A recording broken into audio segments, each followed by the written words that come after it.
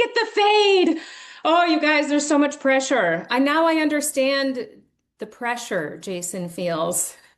Do you guys like that? Oh my God, you guys, this was my earworm yesterday. You should have seen me warming up banana bread in my kitchen, dancing to that on full volume. The fade is so hard. Oh, look at all these people. Okay, so this is a group called well, it's Somber. I don't think it's an Australian music group. It's called 12 to 12. 12 to 12. That was my earworm all day yesterday. Oh, you did! Megan, I'm so jealous. Such a cool tune, right?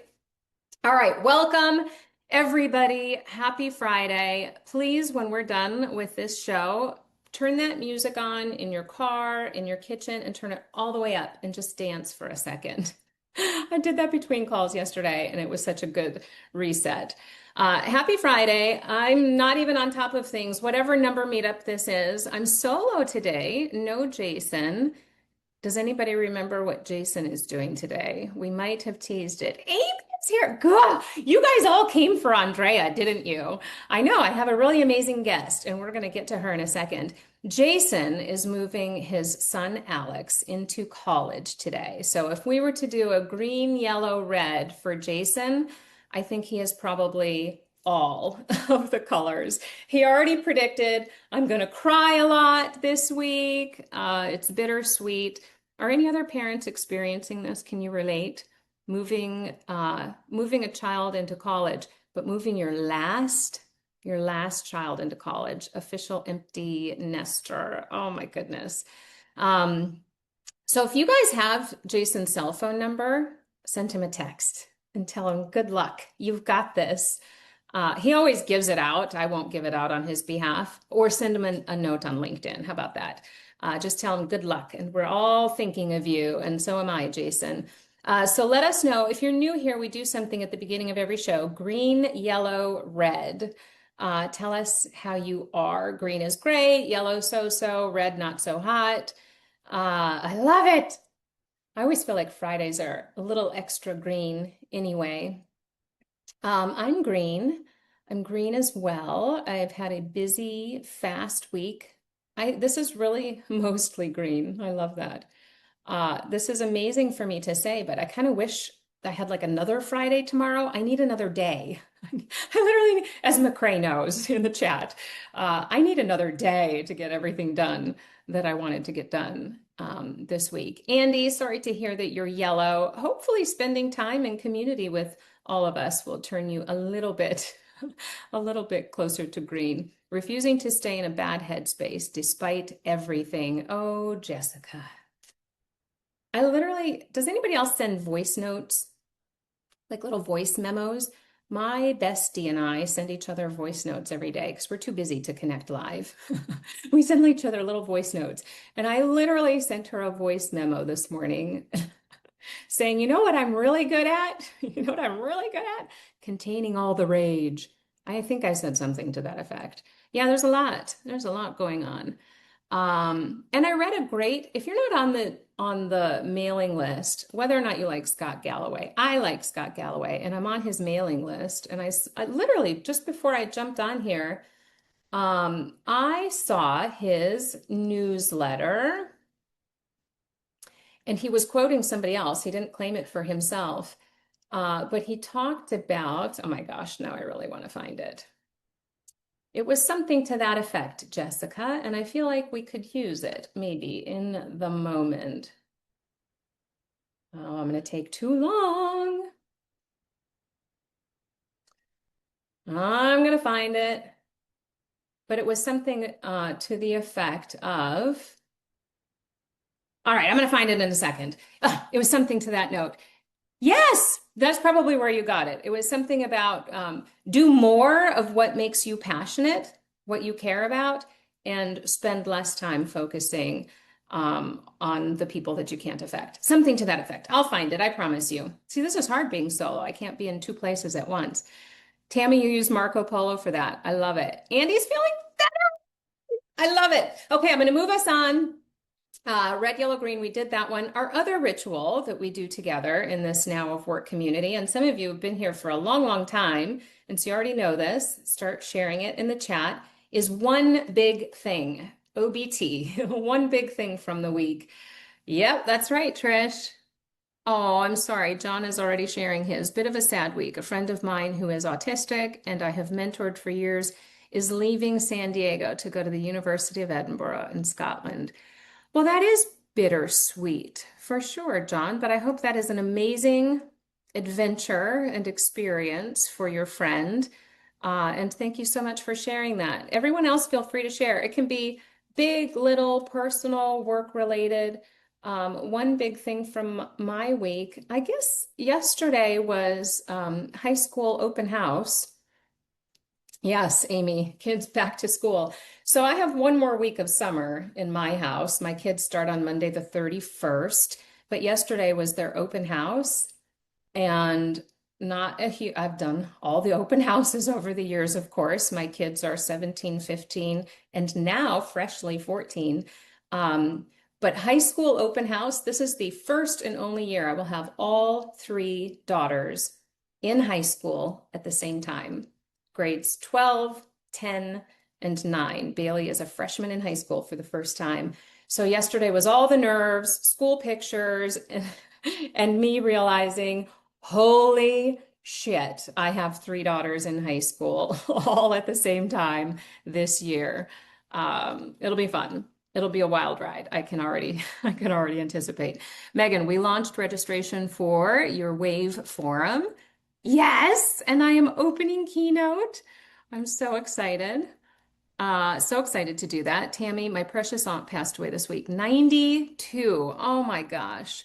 What a life. I can only imagine. Such a joy. Not sad because she's at peace. Oh yeah, they're going to look out for each other. No doubt. You know, if anybody has multiple kids, you know they can mess with each other. They're the best of frenemies. They make fun of each other, they tease each other, they're hard on each other, but nobody else can touch them. They do look out for each other, which is cool. First year, I have all three kids in three different schools. Oh my goodness. I've done that too. Yikes. All right. Well, sending good vibes for that. I have no tips. I have no tips other than find somebody to share voice notes with because you're going to need it to keep your sanity. I'll do it with you if you want, Amy. All right. Thank you for sharing. Thank you for sharing. I am going to invite Andrea to come on with me, come on video. Andrea, you see me out here struggling by myself. It's a hard job you have, Jess. How did I do on the music? Excellent. I loved it. I have to look up that group that does that music. I loved it. I was vibing here in I Raleigh, know. North Carolina. Yeah, it was awesome. Thank you. Yeah, it was a good. I'm usually like kind of, I don't know, I have pretty eclectic music taste. I like indie folk, acoustic. So sometimes it's a much chiller vibe. Like my working music is usually pretty chill, but sometimes I need something really poppy and upbeat. I loved Well, it. welcome to the Now of Work community. Thank Uh, you. and I'm so honored to have you. When Jason said, I think you got to be solo today, I said, good. I actually want more time with Andrea all by myself. So there. But for those who don't know you and didn't follow you here just to see you and hear about your incredible new research, will you introduce who you are and where you work and all of that?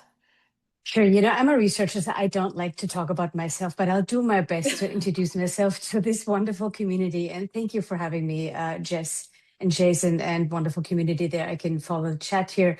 I know some of you on the line. So, for those who don't, I'm Austrian, as you probably can hear from the accent. I live in Raleigh, North Carolina. I'm a 15-year plus HR and talent management analyst, researcher.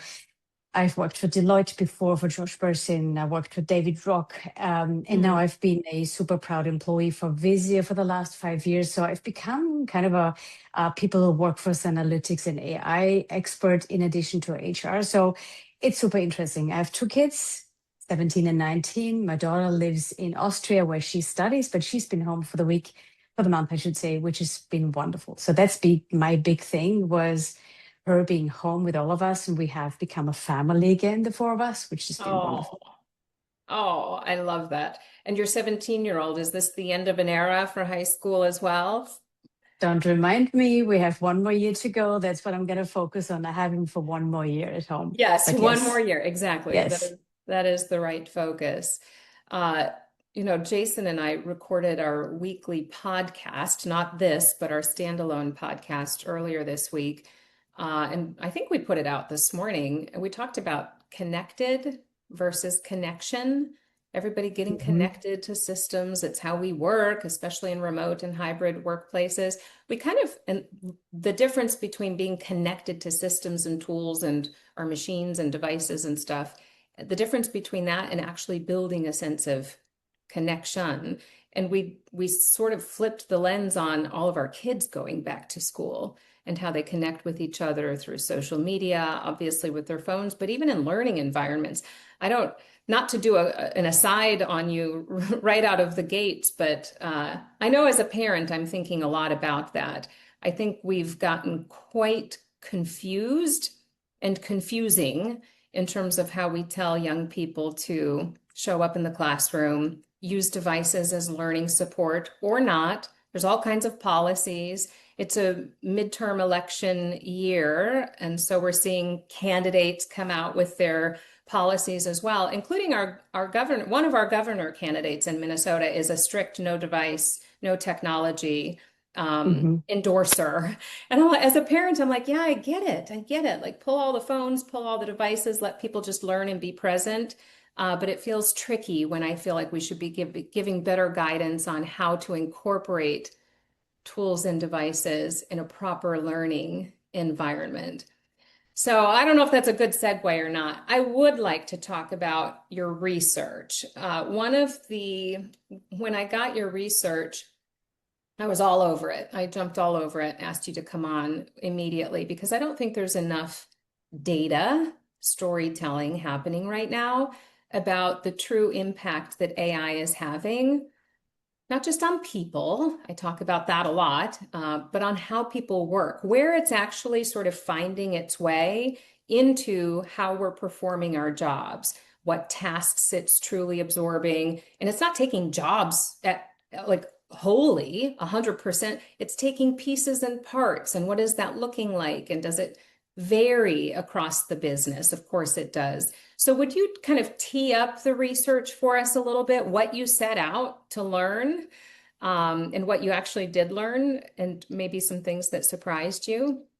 Absolutely. And I loved to see some comments and some questions in the chat because this is a topic that's been very close to our work for the last maybe 12 months for the reasons you've just really stated so well, which is I don't think we know enough about how AI has in the last 4 years actually affected jobs, tasks, roles, hiring, HR departments, technology firms. I think there is a lot of confusion out there that we try to start to understand in three ways. I've interviewed a lot of people in various domains. I'm going to share a couple of anecdotes from there: software developers, healthcare specialists, financial offices, you name it. I've spoken to them. We've also done a really big deep dive into the Visio community data. I want to get back to what you said at the beginning. Visio, of course, connects data for organizations, and we have the privilege to be able to study that data in our database, highly anonymized. Of course, we don't know who's in our sample, but we have a look at a really large database of many, many millions of live employee records. So that's one piece that was a focus for us to understand what has actually changed on factual data across the last 4 years, across a lot of industries and companies. So we've taken this piece, we've taken our interviews, we've done a survey recently where we asked people's opinions about their daily experience. So what I'm trying to see here is we have a lot of different sources of information because all of us are in this big experiment, including you and me, Jess, right? We have found, or AI found us, I should say, 4 years ago. And now we are still 4 years later trying to understand what impact did it really have. So Mhm. that is really the source of this research, and we have seen that for maybe if I had to describe it in an elevator pitch, 50% maybe of employees have seen significant change. The other Mm. 50% has seen kind of a change. Their daily work has changed. There hasn't been a big effect on their roles and careers yet. That may still be coming in the following years. So it's still, I think, a gray or colorful picture that has emerged. Yeah, and even the language that you're using to describe it, I think we're finally coming out of this phase of feeling like AI is happening to us and understanding that we are still barely still holding the pen. I think AI has had enough impact so far for us to realize that it's not going to change everything for good unless we keep the pen and actually redesign work. Sprinkling AI, always talk about AI like glitter. You can put glitter on just about anything and Mhm. try to make it look a little prettier or shinier. But if you're just sprinkling AI on everything, it doesn't itself make the underlying process or thing or workflow better. You have to do that. And I think we've stumbled along now for a few years, long enough to say, if we're really going to get to value or see a better outcome or true impact, we can't just sprinkle, we actually have to redesign the work. And so I think your research comes at a really interesting time, how much of work is actually changing and maybe where are the bottlenecks. And I do think it's probably redesign, like being intentional about changing the underlying business processes and operating model and just operational stuff that we where we integrate AI. I'm guessing that is coming out or wants to come out in sort of, so why are we not seeing more impact? Did you get that sense when you analyzed the findings? Yeah, I can give you a couple of very specific examples by domain. So we looked at various domains and a job domain. You can imagine like a department. Every organization almost has an HR department, an IT department, software development, finance, right? So that's what we call a domain. And over the last 4 years, for sure, there's been a much, much bigger emphasis on what we have listed as the data and analytics domain. Now, that may surprise you guys, but that's not just in tech. That's a development that we saw across industries and companies. That means there are now a lot more data and analytics professionals in organizations across the spectrum of industries. So that's one piece. But if you dig a little deeper into that, underneath this domain, there are various jobs such as data analyst, such as AI engineer, such as data scientist. And so there we see again differences in terms of who really has experienced huge demands in terms of their skills and hiring. Let me give one example. There's I call it a new role that's called AI engineer. You can also see them under AI strategy director. There's many various forms of this, but the role itself of AI engineer is really to help an organization redesign the workflow by job and tasks. They're coming into these organizations and trying to help every one of us see where can they help us be more efficient and working better with AI. It's interesting that this role has grown tremendously over the last 4 years. I would say when we look at how many of them there were about 4 years ago, it's almost zero, and now they grew by 251%. So that means there's been a recognition within organizations that we need to learn from these AI experts to how to redesign jobs and roles. So that's one example. The other example that really surprised me, and you've almost alluded to that, is that of a software developer. We Yeah. talked about this shortly before. So we expected going into this research to see that software development may have really have been on a decline. Why? Because there were so many media reports. You may remember a couple of years ago, Yeah. oh, nobody needs software developers anymore because AI can do it all. Now, we actually saw a mild growth in software development. And I spoke to several software developers, plus leads, not within Visier, externally, to understand, why is that happening? Why, are there still so many software developers with those skill sets? And they said, well, because we are changing our expertise. We are now widening our own aperture. We are not just doing the coding, because that, yes, can be enabled by AI and models, but we are now really expanding our skill set. So there is a lot of merging from one role to the next that appears in our data maybe a year, 2 years later. But those developers experience various different demands now in their jobs. One of them told me, now our executives come to me and say, can't you do it all in 10 minutes? Because doesn't Copilot do it all for you? Like, no, that's not how it works. Another Yeah. person told me, I'm done now in half an hour. That used to take 6 hours, and the workflow around me, the adjacent stakeholder groups that work with me, they just can't catch up. I'm too fast for them. So those experiences really tell us how different each experience is in the application of AI in their role. It's a very, very colorful picture that emerges. Yeah. Some of the stats, I'll just kind of blast a few of them, probably aren't that surprising to people. We see it all the time, and that's hiring overall. So we know we're in a little bit of a no hire, no fire. And the new emerging roles, like all of these AI roles, are slow. They're still a little bit lagging. Obviously, first movers, progressive organizations, those really pushing on the gas pedal of innovation. We are seeing a lot of those roles emerge, but not as fast as the job market wants them or needs them. And so your hiring overall stat this is from 2022 to 2026, so trending over more time down, which we already Yeah. know. We already know it's a very soft market. I call it sort of this like wait and see sort of market. But the stat that I really loved, and this might be a beacon of hope to some of the people listening, is the comeback stat around mid-career professionals. Do you want to talk Hmm. about that one? That was fascinating. Thank you for picking up on that.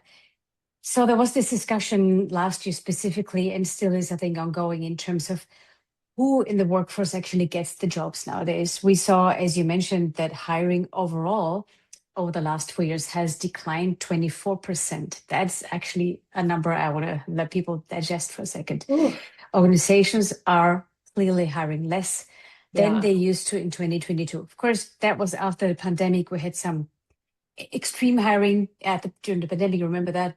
Hmm. But still, so there is a retraction currently in the hiring. However, the specifics around who gets hired the most is interesting. I want to start with a different stat that we've avoided. Across all hires, across everybody gets hired in a year, young people still make the biggest share. So that is really important to know. It is not hopeless for our young graduates from school. Many of you may have children who just finished university or college. This is still the biggest share. But when we look a bit closer at job domains, again, those 30 different departments that we looked at across a lot of companies, we saw that more of them have recently started to hire more what we would call mid-career professionals. This is where I would personally feel a little relieved. So these are the people between 35 and 50, where there has been an increased interest in hiring actually patterns in those domains, across domains. So that means people with experience who are probably in their maybe third, fourth, fifth role across their careers have seen an uptick in hiring. Specifically in those jobs, of course, where more experience is required. If you look at education, when you look at even architecture and design, when you look at HR, so roles that require more strategic thinking capability, which you develop over time, right? You don't grow up like this and are a strategic thinker with 22. I want to say that most of us weren't. Certainly I wasn't. Hmm. That's interesting. So that means I think currently organizations are very much trying to invest in employees who do have that experience, who do have that knowledge about the job, because the mundane, let me call them mundane AI tasks, the things that our large language model, Claude, Gemini, you name them, can take care of, you and I can still do that, right? Yeah. So that, but what they can't do yet is the critical thinking, the creative innovation, all the things that have to do with humans. That is where the expertise and the experience seems to be valued more than it used to. So that is the data point that you just picked up on. That was a really, I would say, Yeah. encouraging development. I think it is again, back to the importance of real data and real stats. We keep hearing about, and I've referred to it as well in different contexts, sort of the hollowing out of the middle of knowledge workers, sort of the mid experience, mid salary, the Mhm.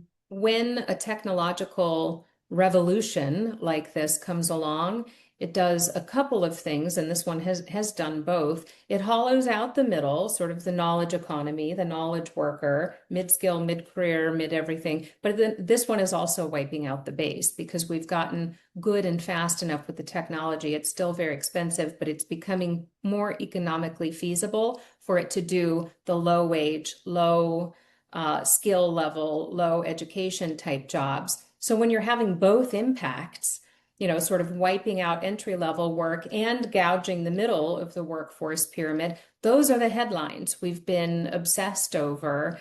And then we see rifts and job cuts and that kind of thing. So I love this headline because it's grounded in data and it's saying, wait, not so fast. Maybe we are remembering that we still need people with expertise, with the wisdom of working in their domain or their specialty for a period of time. Because I think, I hope that saying it out loud makes my prediction come true. I think we're going to see a wave of reverse mentorship where we realize we do need Hmm. the hungry, curious, the builders, the ones that can grab the tools and experiment, but we need people who know the business outcomes and the actual domain and the things that we need to achieve using the new technology tools, capabilities. If we can get, and I'm sort of leading into Bob's comment, if we can get to that magic, sort of magical pairing, I think we'll see more outcomes being achieved rather than pure efficiency plays. I think we've been very incremental in our thinking, putting AI on top of business processes as usual. That's not a leap forward. That's a minor sort of efficiency gain. So Bob's comment was around individual productivity. And I don't know if you've got something in the research or you just use your own sort of thinking in this one. I also think that's an interesting trend. He says individual productivity was a vanity metric. We should be, people work in teams, work streams, projects. And of course, we're getting better at outcomes-based thinking. Did we achieve the thing? Did we move the needle on a thing? Are we going to see that shift as well, do you think, in terms of how we measure individual roles, productivity, performance? Thoughts on that? I do have thoughts, but they're pretty provocative. So let me try them out with Oh, you. let's go. This is the perfect place for it. Yeah, awesome. So thank you, Bob. I really agree with you. This is incredibly important that we see our individual productivity measures always in the context of a team, a department, or an organization. So there's two sides to this. On the one hand, I actually surveyed business leaders a year ago on productivity. I wanted to know how they define productivity, how much they know about it, how they measure it. And it turned out in a nutshell that actually it's really hard to measure. And it's really not the fact that all our business leaders out there have a very solid idea of how to exactly track from your strategy documents to your, actual profit and loss statements at the end of the year. There is the direct line to establish is incredibly difficult. And of course, the complexity increases the larger the organization is. We sometimes have customers and companies who have hundreds of thousands of employees. So imagine what you need to know and what data you need to have to really establish a very clear view on company-wide, departmental, region, geographic productivity and output. So it is an enormous task. So putting that aside, it is difficult. I also want to say it is definitely possible. The more data you have, there are always those outlier companies who have a very good grasp of, they can combine business metrics, manufacturing, output metrics with talent metrics. They certainly exist. But that means years and years of work, and also means a solid tech system. It means bringing together all the data. It means a lot of work going into this understanding of productivity. So what does this tell us? That I think where we should start probably as individuals is to make sure we, for our own sake, understand where can I improve my own work on a daily basis with AI or maybe not with AI? Where does it cause me more work? Where it causes me less work? So bottom line is, I will be challenging everybody who knows that exactly how organizations measure productivity, because Mhm. I know from so much research that most of them are still working towards that goal to draw this very clear line. as it goes from the business strategy to the talent strategy to the measurement piece, it is certainly something that we may be getting better at. Why are we going to get better at this from a strategic perspective? Because the technologies are innovating really fast. That is one of the core missions of a lot of tech companies, including Visier, to help companies understand exactly those interrelations between business and talent outcomes. But it is certainly not something that everybody already has figured out. Yeah, and to Lynn's comment, it's not just business leaders rethinking the metrics that matter and how we get to them and what do they mean, how do we translate them, but the software providers who these business leaders are relying on. I mean, we have Mhm. dashboards and reports and metrics being fed to us. I think it is a dual responsibility to sort of question. I had a great conversation with somebody I admire a lot and was looking at their solution earlier this week and got into a little bit of an argument because they showed me quality of hire. And I said, what does that even mean? It doesn't mean anything to me because I don't think the way you're showing me this metric shows me whether that hire that we're saying is a high quality hire is full of durable skills, future leaning skills, or full of decaying skills? And has my organization even identified what those are? So that quality of hire doesn't mean much unless you tell me if that person, I hate to talk about a person as an asset unless we're using it in a very positive way, is that person a depreciating asset or an Mhm. appreciating asset? Crunch that number for me. And that relies on a lot of organizational input that I would have had to do the work to even articulate. And I don't see many organizations getting there yet. We're so busy troubleshooting and problem solving the day to day. That is a pressing conversation that I think needs to happen. And you had some interesting stuff in your research about HR people themselves. Yeah. It's an interesting time for those working in people and culture functions because part of their responsibility is to own all of this, update all the metrics and define productivity and do the workforce transformation and tell a different story than we're used to telling. What's happening to the HR function itself in this moment? Yeah, I think the ask is too big for any one function in any organization to own this particular piece. I think that it has to rely on a collaboration, a very close partnership between the business and the HR function.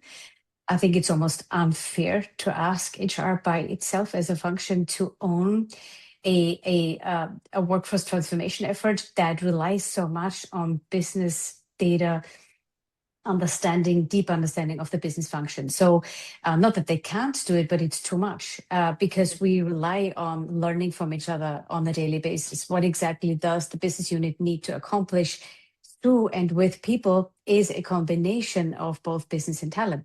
So that's one comment I wanted to make. The other piece, in terms of what we saw about growth of the HR function overall over those 4 years that I mentioned before, it is a bit disappointing to see that overall across domains, HR function, I think it was a 3% decline in terms of share of headcount. That Mm. means 3% is fortunately not a huge number, but compared to 2022, there are now slightly fewer HR professionals across many millions of employees, right? So to Yeah. put this in context, it's not a huge decline, but it is a bit of a decline. What's interesting, though, and what we found in our research overall is that even within domains, yeah, we see stark differences in terms of the focus areas that organizations have put on certain jobs. So let me give you a few examples. I believe so. The employee relations role has grown substantially over the last 4 years. So this is a role that takes care of disputes and conflicts between employees and employees. There's I think, if I have it right now, top of my head, 136% growth in that particular role. Now we've been having a Employee link. and employee relations, you could say. Let me see. I I saw can that actually stat as well. I'm like, wait, what? Work, employee and labor relations. Exactly, employee that's and the labor role. relations Yeah. up significantly in workforce planning. Do I have this right? This seems so backwards to me. Workforce planning, so in the HR domain, those people who are specifically responsible for the discipline of workforce planning, down. employee Yeah. relations up. What make that make sense to me? Well, I can try to give you our view and our working theory on this. I think the workforce planning function, if you break it down into tasks, which is incredibly important, there's a huge focus this year on everything to do with workforce planning. So you're rightly pointing out, whoa, what's going on? That may just be the role because we also see the org strategy and development function within HR experience their growth. So we think that workforce planning activities and tasks may be tucked into the larger domain or sorry, subdomain of org strategy and development piece because you do the task of workforce planning probably in that particular role now. So that is one thing we can imagine. It's Yeah. also possible that diversity, equity, and inclusion has stopped in hiring completely. I mean, that is an actual stop in hiring. But we know from anecdotal evidence that organizations still do type of work in this area. So we believe that this could be tucked into other roles within HR, perhaps in talent management, perhaps in employee relations. But that's a guess, right? We don't know exactly. Yeah. What was the last one you said? Talent management could be, has Talent also management. declined slightly, right? But Yeah. where the D&I function lives now is really for us. I shouldn't be guessing because I don't Yeah. really like guessing, but so it's But possible if that you some of took those that workers stat shuffle. at face value, DEI is dead, Yeah. is what that stat might say at face value for reasons we know, which is it finding its way into other roles and responsibilities? Goodness, I hope so. Hmm. But as we used to define it or self-identify that work, it's stopped completely according to Yep. how it shows up in the data. Yep. Interesting, interesting. Um, what are the other stories that you love to tell out of this research? I've got some notes here, but I want to make sure. What did you find most surprising, maybe? We are, personally, I was most surprised by the idiosyncrasies of how these domains have shifted underneath. So by that, I mean exactly what we've just discussed. You may have an overall statistic around, okay, so HR has declined by 3%, maybe. Let's pick on HR for a second. But Mhm. underneath that domain, we see so much growth in certain particular jobs, such as the employee and labor relations one, such as org strategy development, such as employee experience. We haven't talked about that yet. Growth Yeah, by 27%. That tells us, I think, something about organizations' willingness and interest in really trying to keep that momentum going to try to understand how employees feel. Employee experience is still a very important aspect of the HR work, which is great because we can say that yes, data matters, the employee experience matters. They really generally want to know yeah, how employees are doing. So that's on the upside. But again, if you were just to look at the HR domain data itself, -3%, you could make a very, very erroneous conclusion and say, oh, I mean, HR just matters less. No, no, no, it does not matter less. yeah, But those roles have developed differently. I just want to make one comment on the talent acquisition one, because you mentioned talent acquisition as being always a really important function. The decline in 16%, the way I always want to put it in perspective is this. Let's say in 2022, you had maybe, I make this up, right? 5% of your headcount was talent acquisition professionals. A hmm, decline by 16 percentage points, 16 percentage change points means now you have 4%. So it's not a huge change, right? yeah, It is a tiny change. So those changes are incremental. I think what stuns me the most of the research I've personally been involved in now is that those charts, they depict the strongest signals. mm, However, even put them in perspective, they are relatively slow developments over the last 4 years. So the media narratives that you and I discussed a couple of days ago that were fear mongering, that were causing uncertainty, that were people to have sleepless nights because they were so worried about losing their jobs.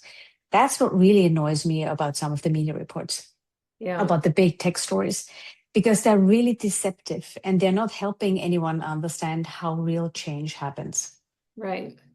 Yeah, when you and I when you and I chatted the other day, I had literally just seen the headline coming out of this San Francisco-based a brick and mortar retail store that is run almost complete, it has human employees, but AI runs the operation. I don't know if I completely understand it myself, but this AI run retail store in San Francisco that sort of brags about being slow pace, high tech at the same time. It's like the most San Francisco story I've ever read, to be honest. And the headline was AI just fired its first human employee.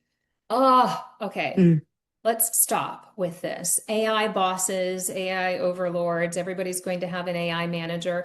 We like to like blast these headlines as if it's here, it's happening, it's inevitable, and as if it's a good idea and a smart thing to do, as if it's like progressive or progress, you know? And I think we have to be really careful with these things. If you dig into the story, yes, there are a lot of automated processes happening behind the scenes in this particular business or in any of these scenarios that are saying, that are flagging things that should be flaggable. The person who got fired in this case apparently was late for mhm, 75% of her shifts, and the mhm, AI in this case was saying, you might want to have a conversation over here, and then mm, providing the policies and the, is this in compliance? Is this a fireable offense? Like, is AI making the decision itself? Is how close are we putting AI to the decision itself? How well supported is, how is it being executed? Like, we all have so many questions when we see these headlines. Um, but thoughts, but thoughts on this scenario, on everybody's going to have an AI manager. Like, do you want to play mhm. with that headline or not? Sure. Oh, totally. This was something we also looked into last year because of do you remember the Great Flattening story that Yeah. went also about in media where the headlines were telling us that, we don't need managers anymore because AI is now replacing management capabilities or even management tasks. It can manage agents, will soon be managing teams. So we wanted to know what actually happened, and we found that the great flattening itself, in terms of teams becoming much, much bigger and managers suddenly having to manage a lot more, like real managers having to manage a lot more people supported by AI agents, we could not find any proof for that. We looked at organizations that changed in headcount, so they grew. We looked at those that shrunk. And in both scenarios, when they had to restructure internally, flattening was actually the smallest development, 3% and 7% respectively. So that means overall, when organizations shift and change in size, whether they grow, whether they shrink, they usually restructure teams so that they become smaller and more teams. So we found the exact opposite. Now, Mhm. what does this tell us? Managers overall are clearly still really in the spotlight. We've recently done a survey where we found that employees actually are looking to their leaders to understand and help them make sense of how AI should reshape their jobs. There's actually a gap that we did find. So employees they're not quite sure how well understood they are in their own experience using AI, but it also tells us that they really expect their leaders to do two things: to be more transparent about what's happening with AI in organization. Yeah. That's clearly something they would really want their leaders to do more of. Just tell me what's going on. Please just communicate more about our Yeah. strategy, our shift in product development, you name it, right? Just tell us more.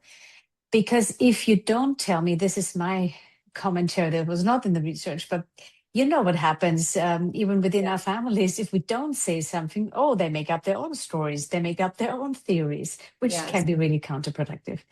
So the management topic is really interesting, but it is also flawed because managers will continue to be important for now, simply because the communication piece, the helping make sense piece, the redesign of workflows, as you described at the beginning, somebody has to own it. It's going to be Hmm. the manager for a while. But on the other hand, current managers and leaders don't seem to be the best of jobs doing just that. Yeah. Helping employees go through that pain of having to restructure their workflows. There's a lot to do for all of us, including managers. And that's the irony of this moment. I always think about AI, like AI can solve a lot of the problems it creates if we use it as such. And so leveraging AI as an enabling tool for managers to have these conversations, to drive more consistent communication and transparency around strategy, to do the check-ins and the nudges and the nurturing that is a very human thing. The hardest part about it is not the desire to do it, to be a great manager and deliver, personalized check-ins and one-on-ones and support and mentoring and coaching. That, like, it's not the desire to do it, it's the ability to execute it consistently, Mhm. to know when Mhm. it's appropriate to check in or to Yeah. follow up.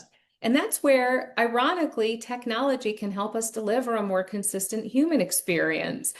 Um, so I do think that this moment, I don't have anything to say other than that. I think it's up to us. Again, the technology does what it does out of the box.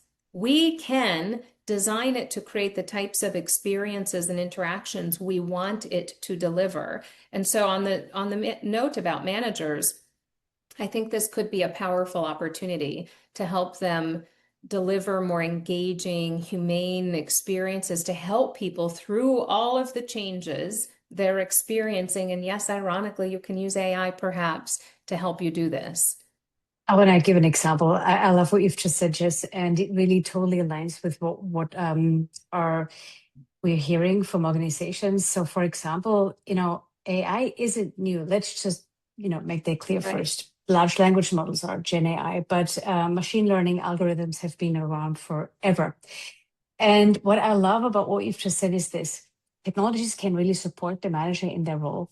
For example, there is a predictive model that is being in use, which is called the risk of exit prediction model. That's an AI machine learning algorithm that's able to tell a manager, a leader in their team, providing the right settings are in place, who in their team is actually at risk of leaving.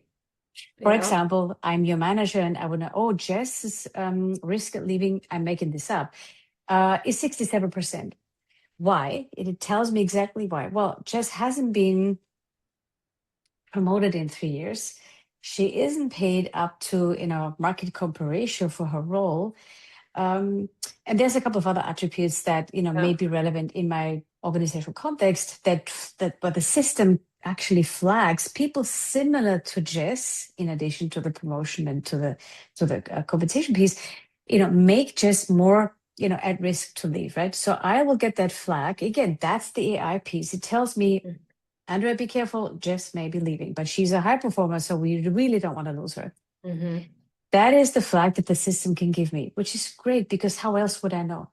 Right. But what I then have to do is what you've just explained so well is I'm going to have the conversation with you, informed with some of the metrics around promotion likelihood and compensation. I can now have an informed conversation with you, a what we call a stay conversation, where of course I need to learn how to do that. AI can help me practice the conversation. Sure, there are coaches who I can practice with before you and I go on the line, so I can actually mess it up 4 times with my AI Mm-hmm. before I have a meaningful, thoughtful, data informed, respectful conversation with you. Yeah. So, exactly what you've said, it helps us as tools greatly become better managers.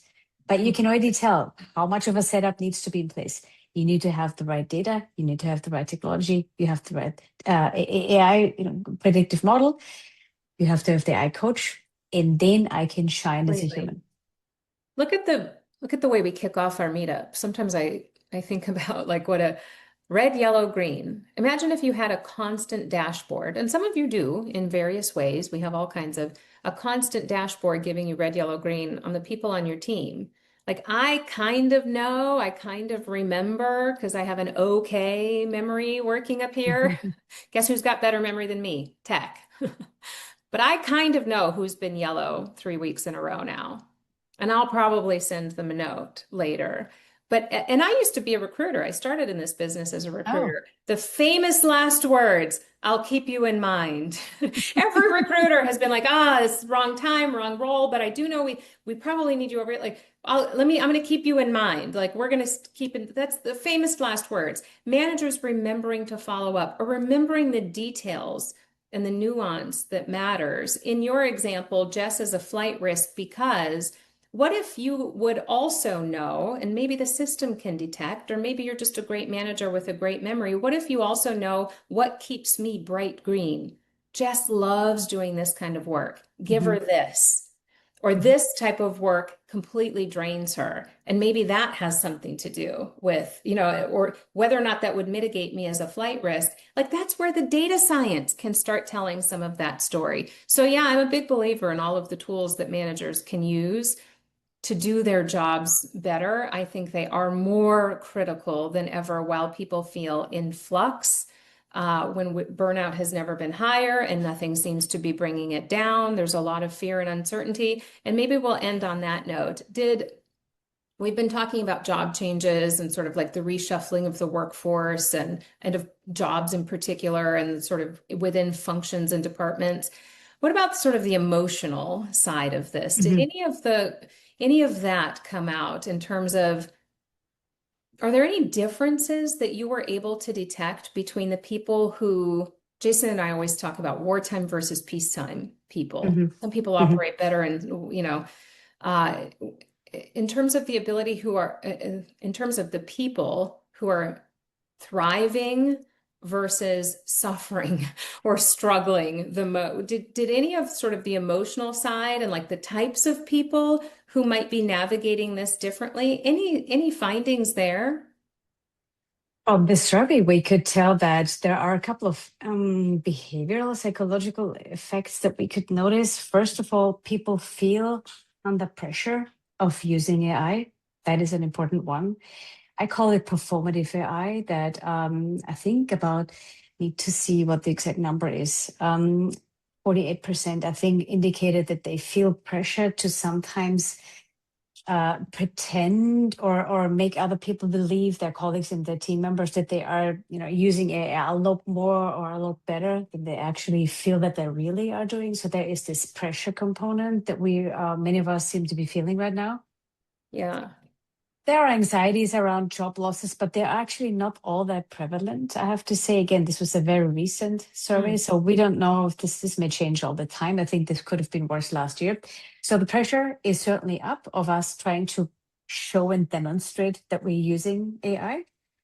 Um, but there is this really big, deep, it seems to me, willingness to learn about how to use AI. And this getting stuck Mm. at the organizational level, why don't you show me and give me more training and learning opportunities? Yeah. A little bit of frustration came through in the survey too. I felt to say, listen, I'm stuck. Yes, you give me those cybersecurity trainings so I don't actually send my account number to somebody, but can you also do some work? This is from interviews, to give me some more concrete examples of how I can use AI better. So there's frustration, there's some anxieties around job losses. There is certainly a performative AI aspect that we noticed, but overall, um, younger populations certainly believe more that their leaders in the organization are doing a good job understanding those dynamics.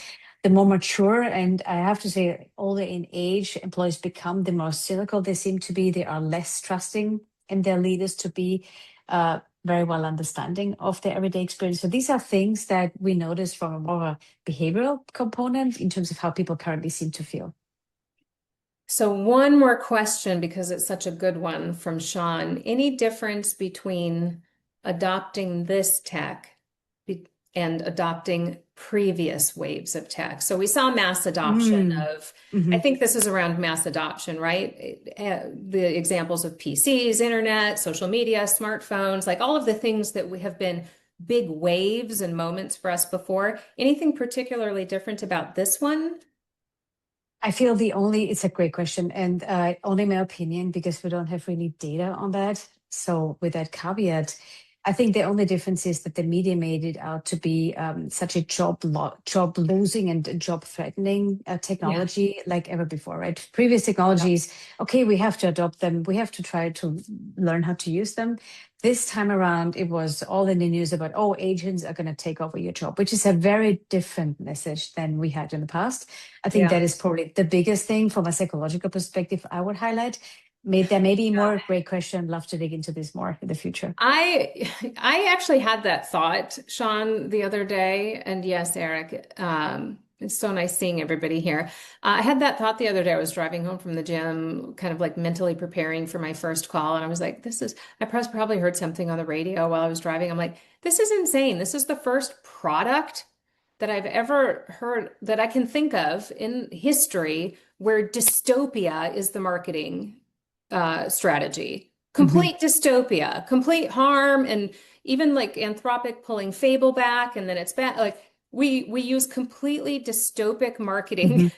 to talk Yeah. about the greatest like invention of all time, and somehow it's working, or I don't even know if it's working. Yes, fear gets clicks. You're Hmm. absolutely right, Tammy. Exactly. Yeah. Andrea, this is fantastic research. I know we've dropped the link in the chat a couple of times. Everybody follow Thank you. Andrea and obviously the work of Vizier. I know you have more research coming out in September as well. Thank you for doing it. I love technology providers who remember how much data they have about how people work and remember to do some storytelling about it because it's really, really important right now, not to do trend spotting and sort of like following the hype, but really digging into the data to see what's actually changing and wants to, and getting Mhm. those stories out there because I think that's much, much more valuable.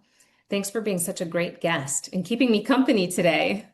Thank you for giving us the opportunity to talk about it because that's where it becomes alive, right? It comes alive, the research and the data. So thank you, Jess.